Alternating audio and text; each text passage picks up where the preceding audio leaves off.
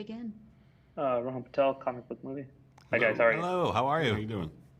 Doing well, thank you. Before I want to get started, this series is so cool and so fun, and I just wanted to start with like, where did the sort of concept just originate from? Because everyone has like this the spy series in the back of their head, but you guys actually made it a reality. Kind of came from just kind of like what's going on in the world. You got a lot of conspiracy theories and stuff, and misinformation, and fueled by social media. It kind of put us in that headspace. It really reminded us of what the world was sort of like in the 70s when we were kids, and there was a lot of distrust in the government and institutions, and you felt like everybody was lying. So it kind of inspired this spy thriller like you would see in the 70s. Yeah, absolutely. And so when you get started, like you mentioned the social media aspect of it, and we see a little bit of it like get sprinkled in throughout the first 4 episodes, and I think the fourth episode focused on a little more than the previous one. But so how is this going to factor into the rest of the series, and what in John's sort of like mission, I guess?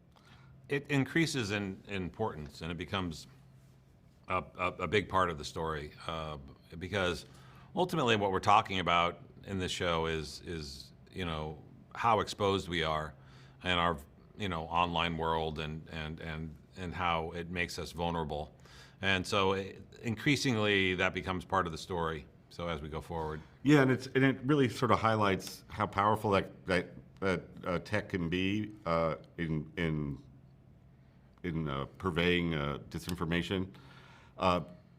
As opposed to like the 70s, it's like, oh, if you could plan a story or you could drop some leaflets, or there wasn't a lot of ways to reach a mass audience and hit a critical mass, or the equivalent then of going viral. If you think about how long it took to break the Watergate story, it was an effort that took years of reporting, whereas for relatively little money, you can buy likes on Facebook and get something trending and get far more eyes on it than ever before. So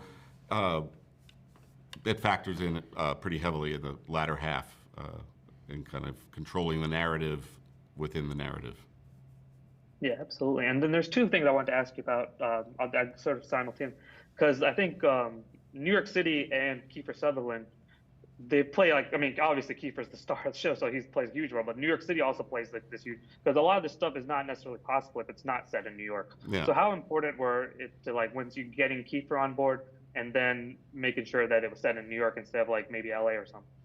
Oh well, we always knew that New York was a character in this show, in this season at least, and so we couldn't afford to shoot in New York, so we went to Toronto. But we had to go location scout in Toronto for a couple of days just to make sure we could pull it off, because we have both lived in New York, we know New York well, and we have also learned how to fake things pretty well with subtle, digital effects and things like that. So we after visiting it, we realized we could do it, but it was very important. I mean, obviously he's a corporate espionage guy. That can't be in any other city, Yeah.